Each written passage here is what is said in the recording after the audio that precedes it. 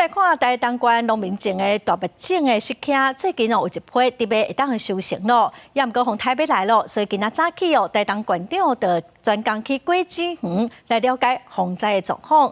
农民嘛甲县长怨叹讲，政府甲帮往来石刻推广拼外销，大麦石刻今年绩效无好，伊希望县政府嘛应该来斗相共因做行销。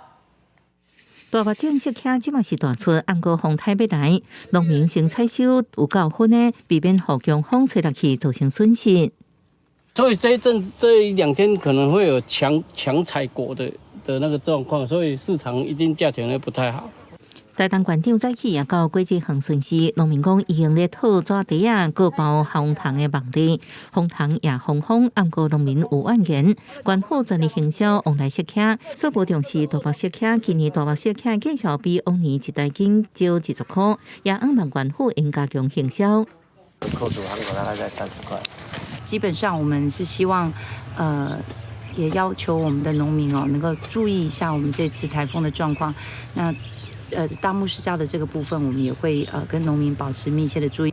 农民讲热天果子绩效无好，就看下一批冬天绩效较好。即马咧授粉，虽然风台路线偏南，不过农民依然真细致，加树花避免拍伤授完粉的石刻花。今年恢复外销中国往来石刻也慢慢进入开花授粉期。县府呼吁农民按水风台过后，果子园管理避免发生病虫害，影响品质，个别滞销。记者综合报道。